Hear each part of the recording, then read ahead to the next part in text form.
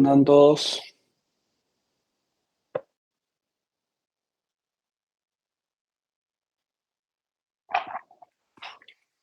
Bueno, estamos para arrancar.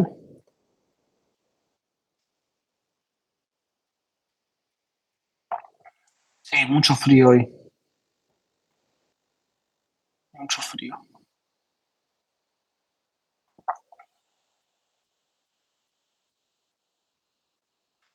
Bueno, arrancamos con las notas del parcial. Se las mandé, igualmente las voy a decir por acá para que estemos todos al tanto. Si alguno quiere ver el parcial, porfa, escríbame por privado y yo se los mando. Me lo había pedido Gabriel, te lo mando seguramente mañana, que hoy no los tengo encima, pero mañana te los paso. Y si alguno quiere verlos, me avisa. Acuérdense que de 7 a más están promocionados en el parcial, y si tienen de 7 a 4, de 4 a 6, tienen que dar recuperatorio. Gaby. Ahí quería decir el tema tipo la foto que va a pasar, estaría ahí la corrección y qué es lo que A la corrección, faltó, sí. Sí, sí. tipo los errores, eso. Sí. En mi caso era para ver qué me equivoqué, básicamente, pero sí puedo Dale. probar. Bueno, les leo. Barragán Alejandra, 7. Es decir, está promocionado el parcial. Barreiro Joaquín, 6. No está promocionado. Benítez Sergio, 7. Está promocionado. Bleile Franco, 9. Está promocionado. Bracho Sandoval Giancarlos, 8. Está promocionado. Campos Oscar Alfredo, ausente. No vino a parcial. ¿Está acá? ¿O no se sumó a la clase tampoco? No, perfecto. Cancino Camila Denise, ¿está por acá? También, ausente. Sí, está ahí Cami.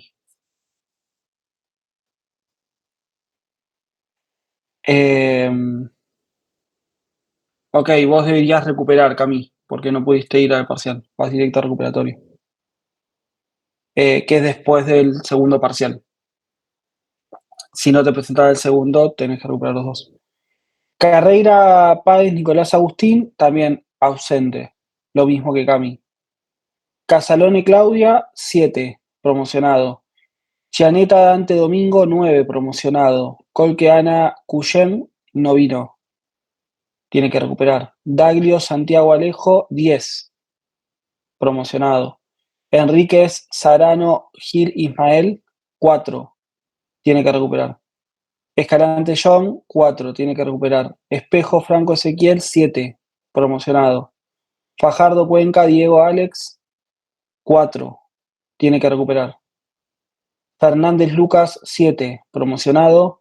Forero Aponte Andrés Felipe, 4, tiene que recuperar. González Edgardo, 7, promocionado.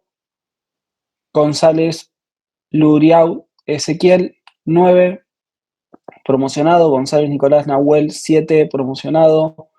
Guaita Polo Natán Elías, 8, promocionado. Laterra Juan José, 9, promocionado. Leaux Alan Ives, no vino parcial, tiene que recuperar. López Bravo María Isabel Belén, 8, promocionado. Melo da Silva Lorena Soledad, 7, promocionado. Miranda Basualdo Jorge Luis, 7, promocionado. Montaña Jonathan, 5, tiene que recuperar. Morelo Andrioli Joana Denis, no vino. Moreno Jimena Belén tampoco. Y Moreira Vladimir tampoco. Los 3 tienen que recuperar. Nahuel Elian Jorge, 10. Felicitaciones si está promocionado. Novoa Analia Verónica, no vino, tiene que recuperar. Ocampo Cantuta Cristian José también. Y Olivera Marcelo también tiene que recuperar. Ortiz Pérez Silvia María, 4. Palma Romero Kevin Maximiliano, 9, promocionado. Petrelli Débora, 10, promocionado. Ponce Gonzalo, 8, promocionado. Presumido Raquel, no vino. Quintana Abel Leonardo tampoco. Ríos Fabio Leonel tampoco, y Ríos Gastón tampoco. ¿Hasta ahí alguna duda? Perfecto, sigo. Rivera Longa, Alexander Tomás, 6, tiene que recuperar. Rocha Ignacio José no vino al parcial. Romero Rocha, Gabriel Francisco, 7, está promocionado. Santa María Ramírez, Jonathan Alejandro no vino, tiene que recuperar. Schettini, Juan Pablo, 9, promocionado. Serpes Tomás, 8, promocionado. Serrano Sofía María Luján, 7, promocionado. Sosa Paredes, Santiago Matías, 4, tiene que recuperar. Torres Facundo Nahuel, 10, promocionado. Vargas Emanuel, 9, promocionado. Bacelati Allen Gastón Adrián, 8, promocionado. Verón Lautaro no vino, tiene que recuperar. Vilches Marcos Daniel, 6, tiene que recuperar. Villarte Álvarez Fernando David no vino, tiene que recuperar. Vía Zoe Mariel, 4, tiene que recuperar. Zambrana Brandon también, tiene que recuperar. 4, Samoski Hlapperbarch, María Paula, 6, tiene que recuperar. Izarra Antonio, 7, promocionado. ¿Alguna duda? Perdón, María Sí, Paula, si no mal el apellido. sí, perfecto. Sí, Yo tengo una Santi. duda. Sí. Con respecto a tiene que recuperar, ¿te referís a que sí o sí tenemos que ir? ¿O te referís a que no estamos promocionados?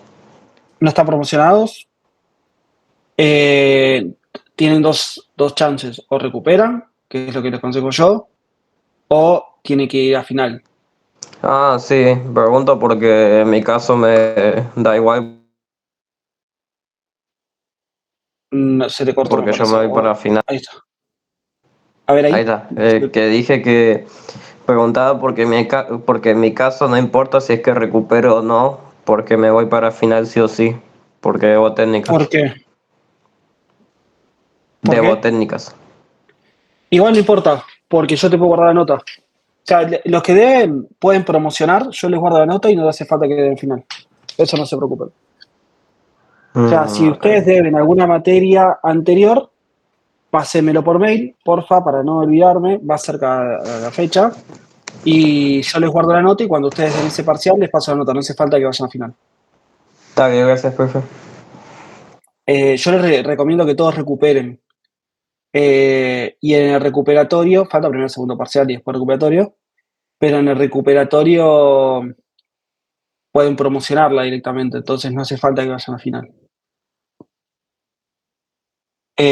Buenísimo. ¿Alguno tiene alguna duda respecto al primer parcial? Nada. Bueno, si alguno quiere ver parcial, me escribe. Arrancamos con la clase de hoy.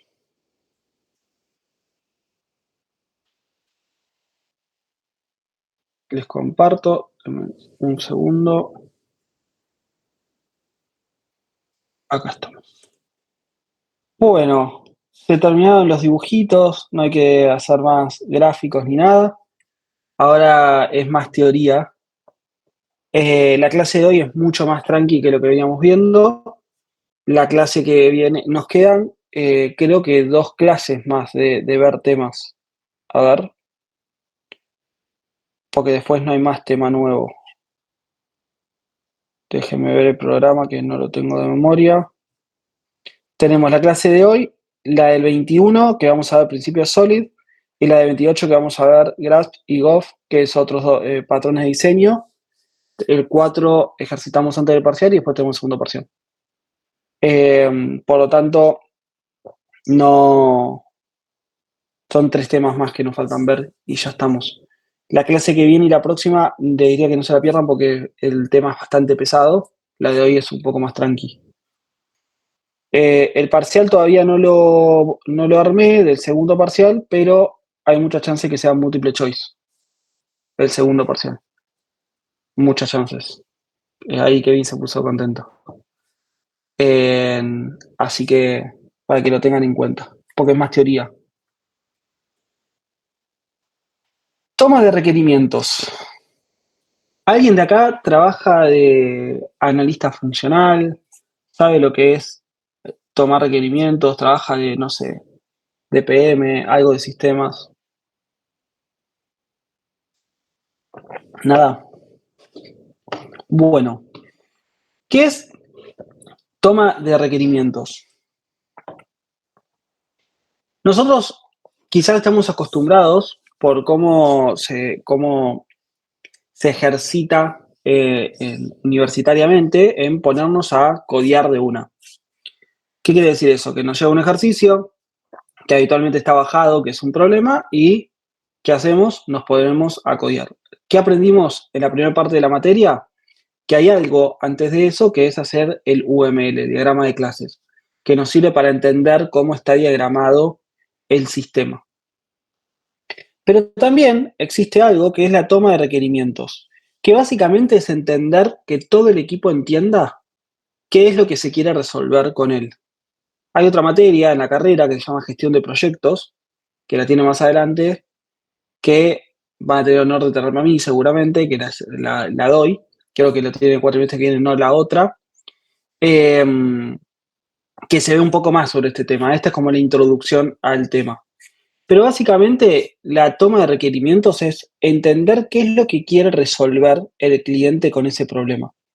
Y eso es poder comprender la necesidad del usuario. ¿Quién es el usuario? El usuario es la persona que va a usar el sistema, la persona que va a utilizar lo que estamos armando nosotros. Y la idea es entender qué es lo que necesita el usuario, que es la persona que lo va a usar, qué es lo que quiere el sponsor, que habitualmente el sponsor es el que está realizando ese proyecto, porque puede ser que el sponsor no sea el usuario final, sino que sea una empresa intermediaria o alguien que quiere lograr ese proyecto para hacer algo, y el objetivo definido para solucionar dicha situación. Por ejemplo, viene Netflix, que quiere hacer una plataforma de películas para que la gente vea películas. ¿El usuario final quién va a ser? La persona que va a mirar una película en Netflix. Pero el sponsor va a ser Netflix, que es la empresa. Y nosotros vamos a ser quien le provee el servicio a Netflix para hacer su plataforma. ¿Se entiende la diferencia? Perfecto. Entonces, para esto hay distintas fases en un proyecto, desde el momento que arranca un proyecto hasta que se ejecuta y empezamos a codear. A veces creemos que de una nos metemos a codear, hay fases intermedias. Que esa fase es la de análisis, la de elaboración, la de comprensión, y otras que pueden llegar a surgir según la necesidad que tengamos nosotros de entender. Pero lo que nos tenemos que llevar de esto es que estas fases sirven para entender el problema y saber cómo lo vamos a solucionar, básicamente. Y algo muy importante, cuando nosotros trabajamos en software, habitualmente no es como la facultad que una persona está haciendo un programa, sino que es un equipo, porque se trabaja mucho en equipo. Entonces, la toma de requerimientos lo que hace es que todos entiendan cuál es el problema y que todos entiendan cómo lo vamos a solucionar. Porque muchas veces hay más de un programador. Y ahí es donde sirve el UML que vimos antes, ahí es donde sirve entender el problema, ahí es donde sirven estas técnicas que estamos viendo nosotros. La toma de requerimientos, entonces, resumiendo, es aquel proceso que consiste en obtener la información de los usuarios para saber cómo nosotros vamos a solucionar ese problema y qué es lo que va a hacer mi sistema para solucionar ese problema. ¿Hasta ahí alguna duda, alguna pregunta? Perfecto. ¿Y qué documentos existen para poder solucionar y tomar los requerimientos? Por un lado están las historias de usuario, que lo vamos a ver ahora a continuación, los diagramas de caso de uso, los diagramas de estado y los diagramas de actividades. ¿Cuáles de estos cuatro conocen ustedes? Que alguna vez los hayan escuchado hablar. Historia de usuario. Historia de usuario, ¿lo usaste? Sí, lo estamos usando ahora justamente. Perfecto. ¿Alguna otra? ¿Están así a aprobar o desaprobar la materia? ¿No vimos ninguna de estas? El diagrama Diagrama de de estado. actividad. Se despertaron ahí cuando dije que iban a desaprobar. El diagrama de actividades, exactamente, que lo vimos en clase, ¿se acuerda? Que no me dio ni pelota porque no entraba el parcial, pero lo tienen que saber. Entonces, el diagrama de actividades también es una de las herramientas que sirve para tomar requerimientos. ¿Por qué no está el UML? A ver si a uno se le ocurre por qué no está el UML en este listado. Porque es posterior a la toma del requerimiento. Exacto, porque yo el UML básicamente lo que estoy haciendo es expresar la solución que ya estoy pensando, pero no estoy tomando requerimientos, ¿entiendes? Sí, puede ser también que vi, pero básicamente el UML va después de tomar el requerimiento, ya antes de programar, pero vos ya sabés cuál es el problema. Para hacer el UML ya tenés que haber entendido cuál es el problema. Esto es un paso anterior al UML.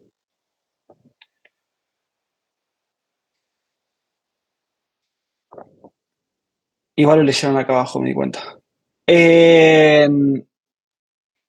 Para poder obtener, menos que me dijo otra cosa, para poder obtener la información, que es la etapa de educción de los usuarios, hay distintas técnicas. ¿Cuáles son esas técnicas? Esto es lo que se tiene que. Yo acá, cuando tomo un lección, los ayudo mucho en qué es lo que puedo llegar a preguntar. Esto puede ser una pregunta de cuáles son las técnicas para entender al usuario. Básicamente, si viene un cliente y me dice, no, porque yo quiero una aplicación que ayude a mis clientes a comprar. Ok, pero yo para entender eso tengo que saber qué es lo que vende, por qué medios, cómo gestiona el stock, un montón de preguntas para poder resolver el problema, porque te di una definición muy amplia.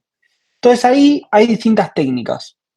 Voy a mencionar las técnicas y después hacemos doble clic sobre cada una. Una de las técnicas es entrevistas, otra es cuestionario de encuesta, otra es brainstorming. Vamos a ver cada una de esas. Entrevistas. Las entrevistas básicamente es una conversación entre dos o más personas donde el objetivo principal es entender cuál es su problema para nosotros poder solucionarlo.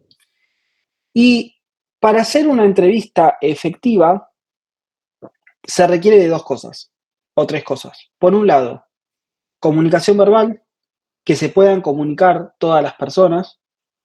Un guión estructurado con preguntas, es muy aconsejable de que haya un guión con qué preguntas quiero responder y que a todos los entrevistados, vos podés entrevistar a una persona, a un grupo o a muchas personas por separada. Lo que se aconseja siempre es que el guión sea siempre el mismo, para tener las respuestas a esas preguntas que necesitas vos.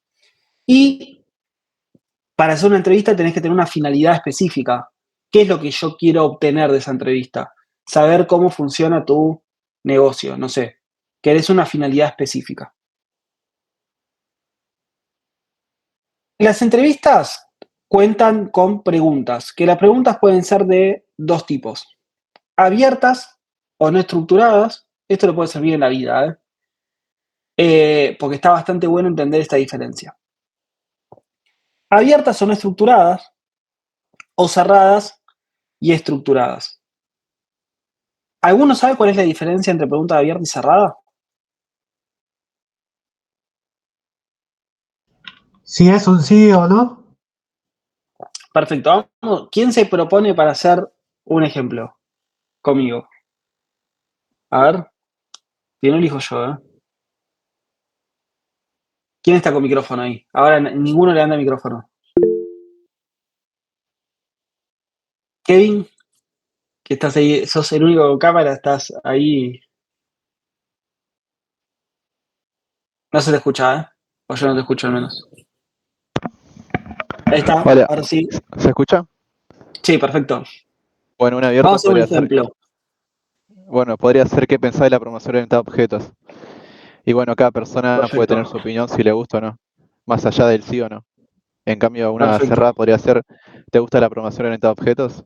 Ya no vas tanto al por qué, sino una sí o una. Excelente ejemplo. Vamos a hacer que vos sos el cliente y yo te hago preguntas. Yo soy el que quiere tomar el requerimiento. ¿Dale? Y al resto me dices si usé preguntas abiertas o si usé preguntas cerradas.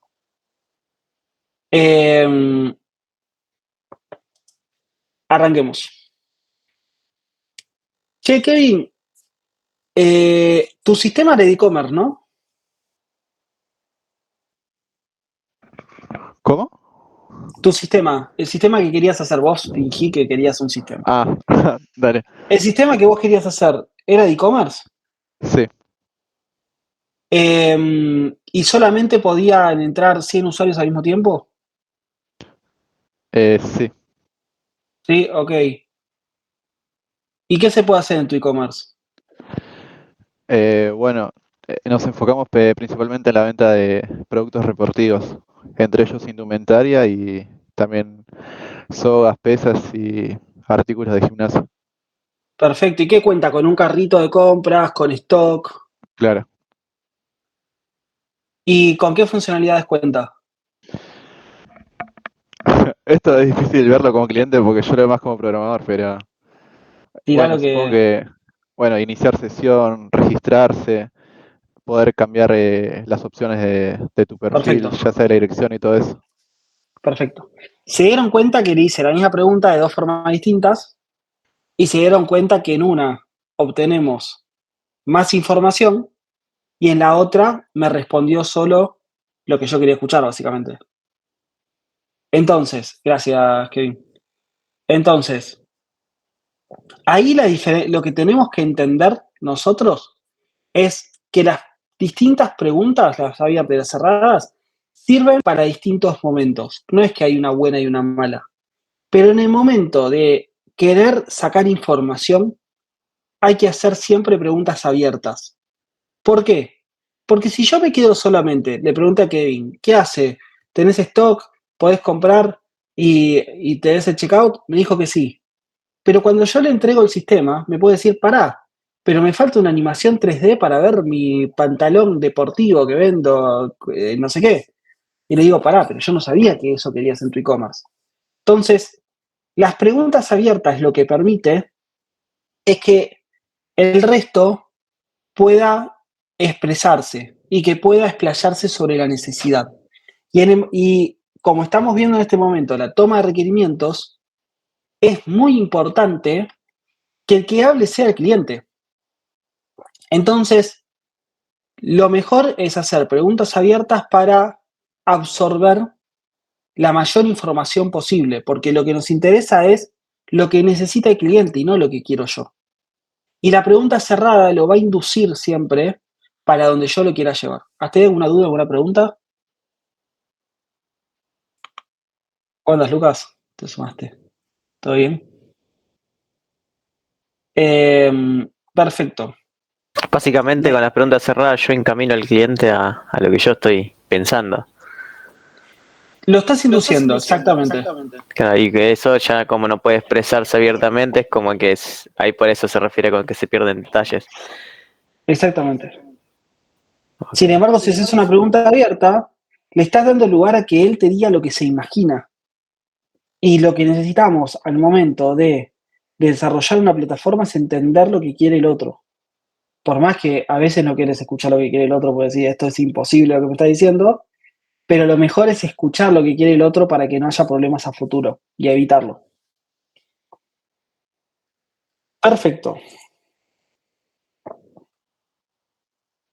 Acá me dijo algo Gastón. Sacando limpio, en la primera entrevista conviene abierta y después en la segunda o tercera más cerrada. En realidad, vos vas a tener con muy buen approach este que me decís, porque vos vas a tener una serie de entrevistas con la gente que va a utilizar la plataforma, que son los usuarios. Y también puedes tener entrevistas con el stakeholder, con el cliente, con el que te contrató, con todos los que quieren. ¿Por qué? Porque acá hay algo muy difícil, que vos nunca vas a poder brindarle una solución que le sirva a todos. Pero lo importante es escuchar todas las campanas para ver cómo podés solucionar la mayor cantidad de problemas de todos. Entonces, las entrevistas lo que te permiten es un nexo. Perfecto. Las entrevistas es un nexo para poder obtener la información que necesitas vos a la hora de realizar un sistema, un programa o lo que sea, ¿no?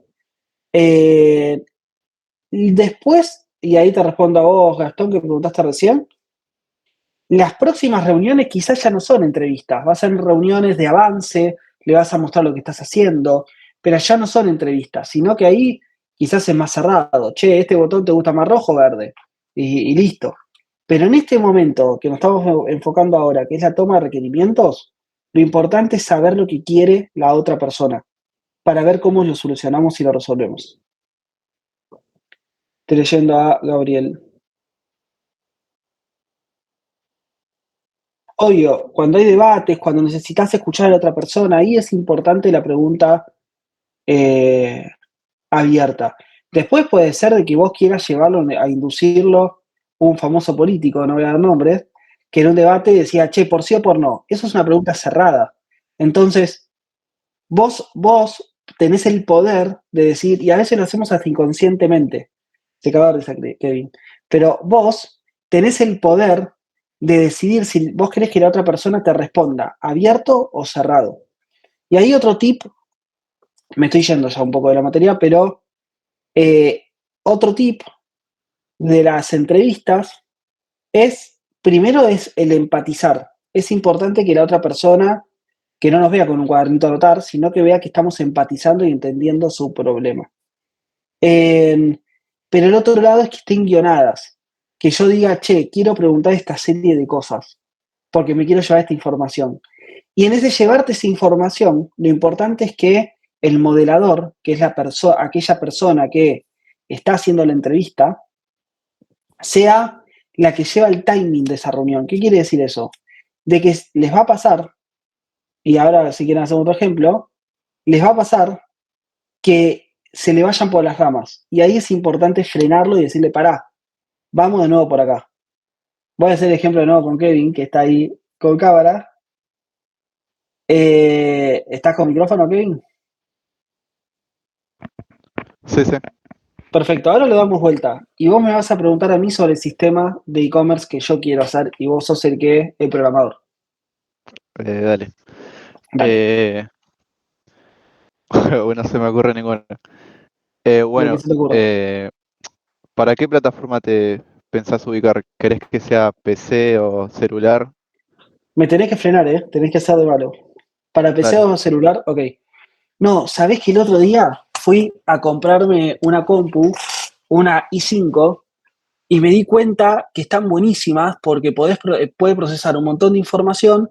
Entonces yo estaba pensando que quizás podemos hacerlo para que funcione en todos tipos de dispositivos. Por ejemplo, el otro día vi que salió la inteligencia artificial. ¿Se tildó? ¿Yo me tildé? Claro. ¿O te tildaste vos? Sí, sí. No, se me tildó a mí por el internet. Ok. Me di cuenta que salió la inteligencia artificial y que quizás hasta me podría ayudar para Claro, está bueno implementarlo. eso. Pero, Ok, te cuento más a fin de entonces si está cuentas, ¿qué es bueno. lo que Si está bueno, te cuento más, porque el otro día vi el chat GTP, no sé si Bueno, vos pero a mí me lo viste. interesaría más que nada las plataformas que vos pensás que vas a usar Ok, bueno, como ChatGPT, por gerente, por ejemplo, así decirlo. Pero de dispositivos. ¿Vos pensás que el usuario dispositivos. se va a centrar más en el celular, en la computadora? Cuando Ah, vos ok, quieras modificar productos, ¿te gustaría que en sea el en computadora, celular. en celular? ¿En ¿Qué el me está celular? haciendo ahí? ¿Qué me está haciendo ahí? Una pregunta cerrada, pero porque antes me la hizo abierta, yo me fui por la rama y me la cerró. Que está perfecto eso que hiciste, Kevin, sin darte cuenta. Me abrió la pregunta, cuando yo me fui por la rama me la cerró. Eso es lo importante, gracias. No te jodo más. Eso es lo No pasa nada. importante. Saber cuándo abrir y cuándo cerrar la pregunta. Si yo me voy por las ramas, me ha pasado, estos son casos reales, cuando me voy por las ramas, me tenés que cerrar la pregunta y llevarme al punto de donde quiero ir. Y las preguntas deberían ser lo más específicas posibles. Estamos en el anterior igual, en la entrevista. Las preguntas deberían ser lo más específicas posibles de cuál es el dispositivo que querés usar. Ahí vos, Kevin, cometiste un error, entre comillas, que es común en esto, que es que la pregunta abierta me la cerraste. ¿Qué quiere decir eso? Que me dijiste, ¿y qué dispositivos querés usar? ¿Celulares? ¿Computadoras? Me cejó y me la cerró. Entonces, eso es importante, que si vas a hacer una pregunta abierta, la dejes abierta. Tenemos una costumbre como seres humanos en donde nos adelantamos y queremos darle la respuesta. ¿Qué querés comer? ¿Pizza, empanadas, hamburguesa? No. ¿Qué querés comer? Listo. Lo que tienen que tener en cuenta es, si hacen una pregunta abierta, es abierta, y si hacen cerrada, es cerrada. ¿Querés pizza, empanadas, hamburguesa? ¿O qué querés comer? Pero no usar la mezcla de las dos. ¿Se entiende? Eso es importante, porque tendemos, y después, ojalá, porque a mí me pasa, cuando pregunten cosas, se van a poner a pensar, che, ¿la estoy abriendo o la estoy cerrando? Pero lo que es importante es, ¿para qué quiero hacer esa pregunta y qué información quiero recabar? Pero no tender a cerrarla, que es algo que lo tenemos nosotros en inconsciente, que hacemos una pregunta y la cerramos al final. Y terminás sesgando a la persona. ¿Hasta ahí alguna duda, alguna pregunta? Perfecto. Deme 2 segundos que leo algo. 2 segundos, que tengo que responder algo del laburo.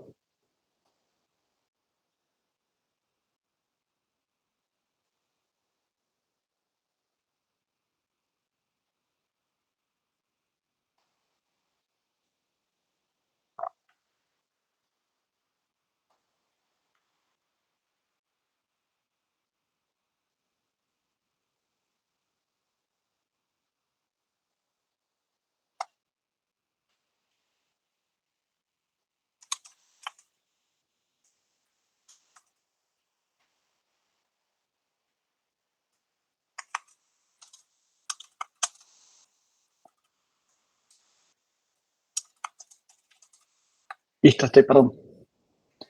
Después están las encuestas o los cuestionarios. Que las encuestas y los cuestionarios básicamente sirven para poder juntar información de alguien al cual por algún motivo no podemos entrevistar y tiene que responder con respuestas puntuales, que es sí, no, tal vez. La encuesta, en realidad, una encuesta es un formulario en donde no es una charla, sino que le das un formulario y responde las preguntas que vos le estás haciendo.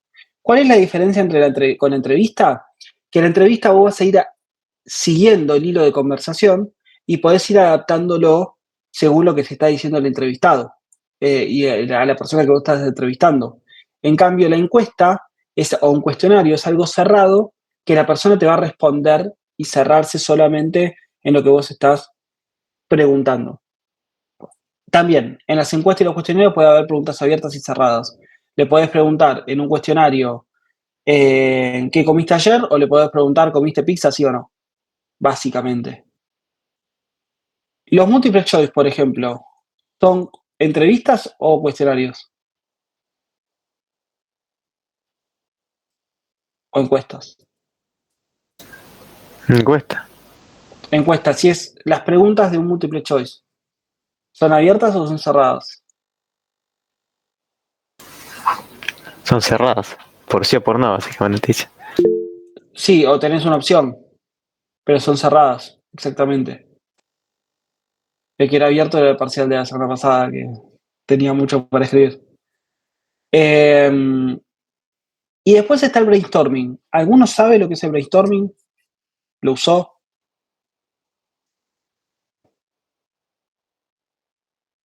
Brainstorming básicamente, bueno, el que sabe inglés ya lo habrá sacado por deducción, es tormenta de ideas. Que básicamente el brainstorming consiste en que se junte un grupo de personas que tengan conocimiento sobre un tema, que puede ser, no sé, quiero hacer una aplicación para el área de ventas de una empresa. Listo, me junto con todos los del área de venta de la empresa. Y el brainstorming consiste en que la gente vaya tirando ideas, es una tormenta de ideas, en donde vaya tirando ideas con distintos formatos y en base a todo eso que va diciendo la gente, vemos cómo plantear una solución. La diferencia con la entrevista y la encuesta es que no hay preguntas puntuales, sino que es, ¿y cómo queremos solucionar esto? ¿Y qué te imaginas con tal cosa? Y la gente va tirando ideas, que habitualmente se hace con post-its, en donde, en base a todo lo que dice la gente, sacas información y tomás los requerimientos para poder plantear una solución. ¿Hasta ahí alguna duda, alguna pregunta? Perfecto. Historias de usuario, que me dijeron que ya lo estaban viendo en otra materia, ¿no? O entendí mal, o casos de usuario que estaban viendo. No me acuerdo. Pero bueno, historias de usuario. Si ya lo vieron, me avisan. Igual recapitulo. ¿Qué son las historias de usuario? Básicamente, las historias de usuario, sí, dijeron historia de usuario, pero no me acuerdo qué materia habían dicho. Básicamente, la historia de usuario es una manera muy simple de describir una tarea particular que tenés que hacer y que está enfocado, este es la diferencia de la historia de usuario con cualquier otra cosa, que está enfocada en el usuario, en lo que necesita el usuario. Perfecto, Kevin. En lo que querés explicarlo vos, no mentira. La historia de usuario está enfocada en lo que necesita el usuario y cómo le agrega valor al negocio. Las historias de usuario son creadas habitualmente por la gente que está en el proyecto, como puede ser el PM, el Product Owner, o algún rol de persona que esté gestionando el proyecto. No, quizás nunca escuchaban para PM Product Owner, pero es una persona que es la encargada de llevar adelante el proyecto. Y hay una historia de usuario para cada una de las tareas del proyecto. ¿Qué es una tarea? Por ejemplo, si yo tengo que hacer un e-commerce y tengo que hacer el login, tengo que hacer el registro, tengo que hacer la pasarela de pagos, integrarme con Mercado Pago, lo que sea, cada una de esas cosas son las tareas. Y para cada una de esas cosas tengo que hacer una historia de usuario. La historia de usuario consta en 3 partes. La descripción que me dice lo que necesito, el detalle y todas las dudas que puedan surgir de esa historia de usuario, y qué es lo que tiene que pasar para decir que está funcionando esa historia de usuario. Ya, a ver si estamos abajo. Sí.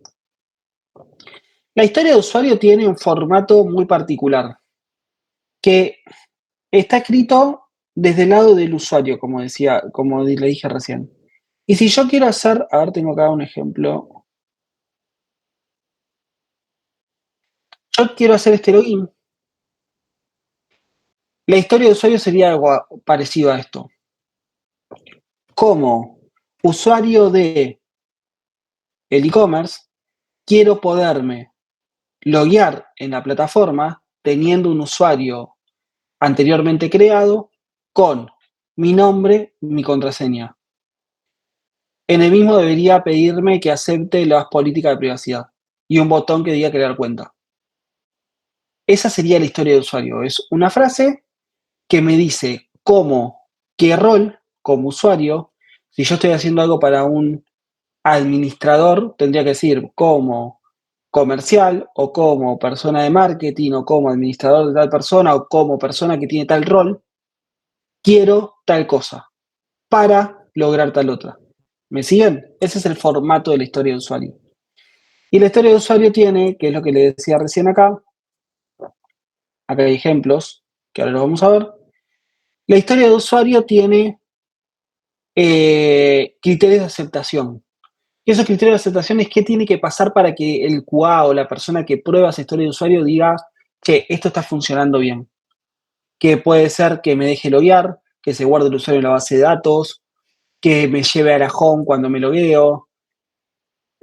Todo lo que tiene que pasar para que me deje pasar la historia de usuario como que está correcta. ¿Hasta alguna duda, alguna pregunta? Perfecto.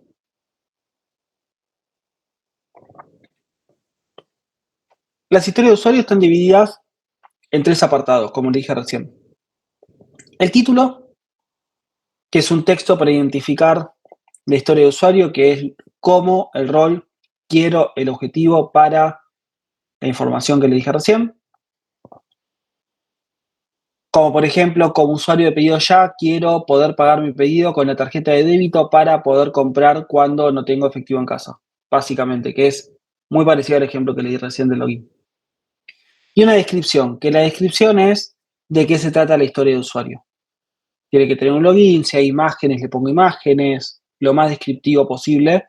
Pónganse a pensar que esta historia de usuario, ¿quién la va a usar? El desarrollador, el diseñador, aquella persona que va a hacer algo con esa tarea. Entonces tiene que entenderla a la perfección. La historia de usuario, como le dije recién, tiene distintos campos y 3 apartados diferentes, que es el enunciado que vimos recién, los criterios de aceptación, que se los mencionó recién por arriba, ahora hay más detalle, y los casos de uso. Y hay distintos campos a tener en cuenta, que una es la prioridad del negocio. ¿Qué es esa prioridad del negocio? Es qué tan importante es esa funcionalidad para el negocio. Si estamos hablando del login, sin loguearme no puedo continuar con el resto del flujo. O si estoy hablando del pago. Pero si estoy hablando de, a ver mis compras, quizás ver mis compras no tiene tanto impacto. No es tan prioritario para el negocio. Pero el flujo prioritario para el negocio es poder pagar, poder loguearme, poder hacer la compra, etc. Y después los criterios de aceptación que les mencioné recién, que es un listado de qué tiene que pasar para cumplir esa historia de usuario. HU es historia de usuario. Y la estimación, que es cuánto tiempo creo que me puede llegar a llevar implementar esa tarea. ¿Hasta ahí alguna duda?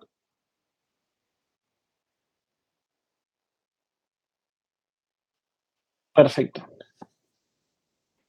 Bueno, esto es un poco más. Bueno, esto sí no se los expliqué. La estimación la determina.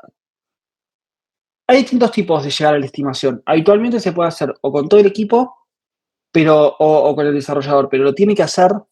Lo mejor es que lo haga la persona quien después lo va a ejecutar. Es lo más recomendable, porque es la persona que conoce sus tiempos y cómo lo va a hacer.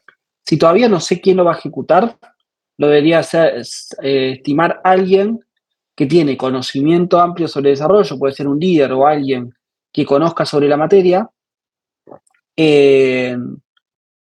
pero que lo piense no como que lo va a hacer esa persona, sino como que lo va a hacer a alguien que no tenga tanta experiencia.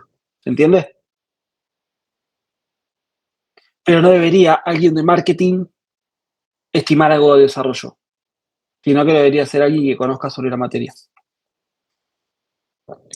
Bueno, y los casos de uso, que los casos de uso lo que hace, que es parte también de la historia de usuario, lo que hace es explicarte qué funcionalidades tengo que tener en cuenta. Por ejemplo, si pongo mal el nombre, que me tira un mensaje que me diga error, ingrese nuevamente su nombre. Si pongo mal la contraseña, que me tira. Si toco tal cosa, que me hace. Si no pongo ningún campo, ¿se me habilita o no se me habilita el botón? Esos son los casos de uso. Y los casos de uso se dividen en 2 partes. El camino feliz y el camino borde. El camino feliz es pongo mail, contraseña, toco el botón, me logueo. Ese es el camino feliz. Y el camino borde es ese camino en el cual pongo mal la contraseña, rompo el sistema de alguna forma. Y eso también tiene que estar contemplado en la historia de usuario. ¿Por qué? Muchos de ustedes van a ser programadores, pero muchos de ustedes van a ser quienes escriban esta historia de usuario porque van a gestionar proyectos, ojalá algún día. Y lo que tienen que entender, sean lo que sean, es que si vos no lo escribís en la historia de usuario, va a estar después en la percepción de cada uno de cómo tiene que funcionar. Si yo lo pongo mal la contraseña y me tiro un mensaje, quizás el desarrollador me pone otra cosa y digo, no tiene que funcionar así. Y el QA me dice otra cosa. Entonces, lo importante es que en la historia de usuario esté explícito cómo debería actuar la plataforma. Acá un asterisco. Muchas veces puede pasar que haya un escenario que nosotros no hayamos contemplado, porque hay muchos escenarios y quizás hay uno que no tuvimos en cuenta. Lo importante es que en el momento que alguien detecta ese escenario, lo defina con la persona encargada de llevar a cabo el proyecto y que todo el equipo quede alineado de cómo debería actuar la plataforma frente a ese escenario.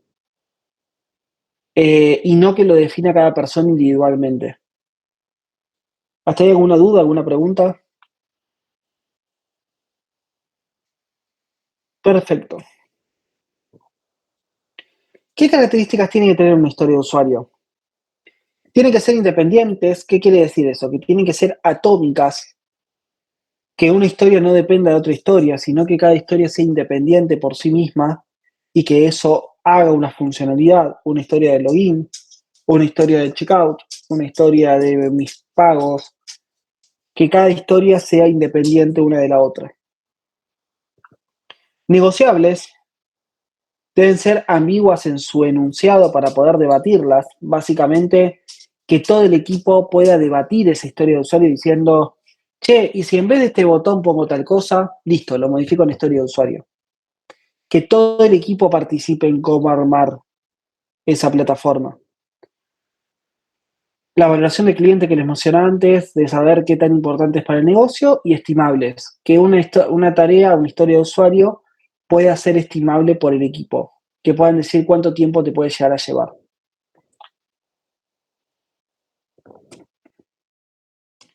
Y acá hay ejemplos. Esto es una historia de usuario, que esto lo hizo Cami, que era la que daba antes la materia, que escribe la mejor historia de usuario que vi en mi vida, así que están bien explicadas. Tiene un título, que este es justo el ejemplo de Netflix que le dije antes. Como espectador quiero ver una película para despejarme después de trabajar. Acá vos estás hablando como usuario. Está del lugar del usuario. Y me pueden decir, ¿pero por qué dice eso y no dice ver película? Porque cuando vos lees esto, de que la película es para despejarte después de trabajar, la persona que lo diseña puede pensar en, che, y después de trabajar, ¿cómo estás? ¿En dónde estás? Y habitualmente estoy en un sillón o dando clase como ahora. Pero podés estar en un sillón, podés estar, ¿estás en el celular? ¿Estás en la compu? ¿Estás en la tele? Si yo le digo, quiero ver una película en el trabajo, mi caso de uso es totalmente distinto. ¿Por qué? Porque el dispositivo donde lo voy a usar es muy distinto al si es después de trabajar. O si digo, quiero ver una película en el colectivo, el escenario es muy distinto. ¿Qué es lo que me preguntó Kevin? Yo puedo cambiar la pregunta que me hizo Kevin, de ¿vas a usar celular, computadora? Y le puedo preguntar algo más lindo, que es, ¿en qué momento van a usar la plataforma? ¿En qué momento de la vida lo van a usar? ¿Lo van a usar? Y ahí yo te puedo responder, no, lo voy a usar mientras estoy yendo al trabajo. Listo, entonces lo voy a usar en el celular. Lo voy a usar en el baño. Listo, lo voy a usar en el celular. No, lo voy a usar en el sillón de mi casa. Bueno, puedo usar una tele. Entonces, es importante entender el contexto para brindar la mejor solución al cliente. No sé si les conté este ejemplo alguna vez, pero en mi trabajo teníamos que hacer en un momento una plataforma que era eh, para la carga de barcos, que era básicamente un administrador en donde gestionaba el stock de la carga de barcos. Hicimos entrevista de usuario, hicimos todo bien como el manual. Implementamos la plataforma, terminamos, la van a usar. Che, no funciona. ¿Cómo que no funciona? Cuando empezamos a ver, lo cargaban a miles de kilómetros en el agua y no tenían internet. Y nunca nos dimos cuenta nosotros de que esa plataforma no iba a estar conectada a internet. Porque no lo probamos en un escenario real y tampoco preguntamos cómo lo iban a usar. No preguntamos, che, ¿hay internet? No hay internet. Entonces, el escribir bien una historia de usuario, lo que te sirve es entender el contexto lo más real posible para el usuario. Y que si yo te digo, como espectador, quiero ver una película en el medio del Amazonas, vos digas, che, en el medio del Amazonas hay internet. ¿Cómo solucionamos este problema? ¿Me siguen hasta ahí? Después vienen los criterios de aceptación. Que los criterios de aceptación es, ¿Qué tiene que pasar para aceptar la historia de usuario? El usuario tiene que haberse logueado previamente, el usuario tiene que ser capaz de tal cosa, al seleccionar una película me tiene que mostrar el nombre, la descripción, tal y tal cosa. Tenemos que ser muy específicos de qué tienen que pasar para probar la historia de usuario.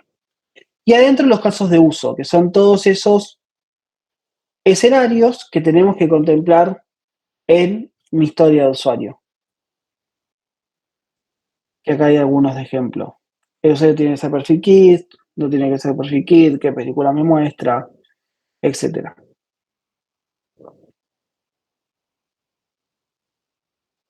Sí, lo de descargar película, porque habrán tenido algún problema de ese estilo. Después, por ejemplo, como usuario quiero acceder a la aplicación para utilizar sus funcionalidades. Perfecto. ¿Qué tiene que yo leo esto y sin ver la pantalla ya me lo imagino. Tiene que haber un check para marcar o desmarcar los términos y condiciones. Listo, me imagino un check.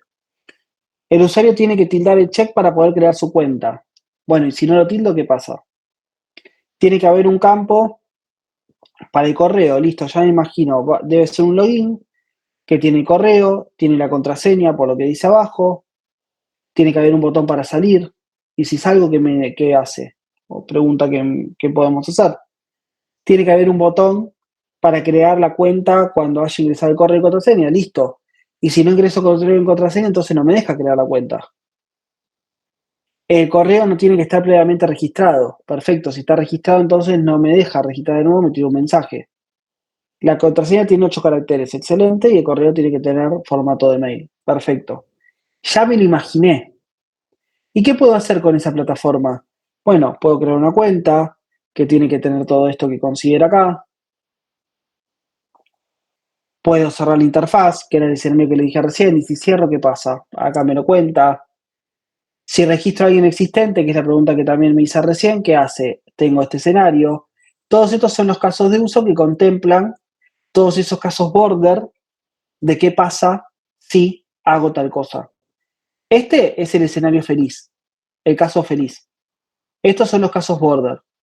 Pregunta de parcial puede ser que les dé una historia de usuario con distintos casos y le diga cuál es el caso border y cuál es el caso feliz. Puede pasar. Y la pantalla es como me la imaginé. El botón no está habilitado, me pide los campos que me decía. Puedo finalizar, si salió mal tengo un mensaje de error. ¿Alguna duda, alguna pregunta?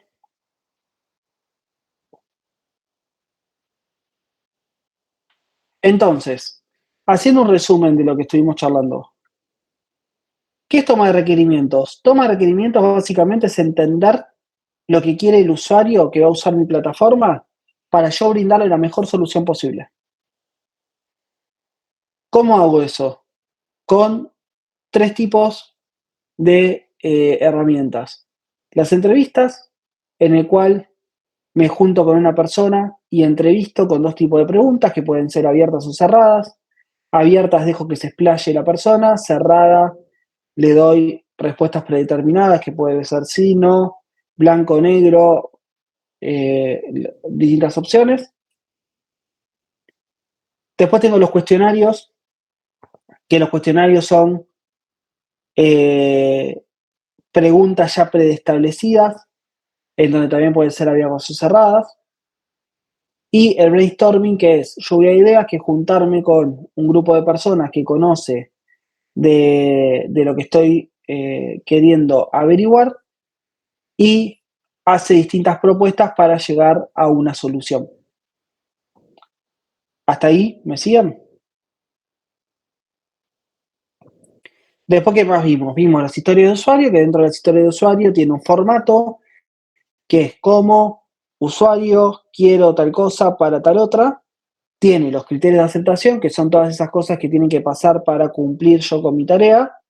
Y los casos de uso, que son distintos escenarios, que pueden ser camino feliz o casos borders, para poder abarcar la mayor cantidad de escenarios posibles en mi plataforma. Y después vimos distintos ejemplos. ¿Hasta alguna duda? ¿Alguna pregunta de todo lo que estuvimos viendo? Perfecto. Bueno, eso es todo. No hay mucho más por hoy. Sí, estuvo divertida. Ya está habilitado en la unidad 2, ya arrancamos hoy la unidad 2. Está habilitado el PDF que vimos hoy. Así que cualquier duda, pregunta que tengan, me avisan.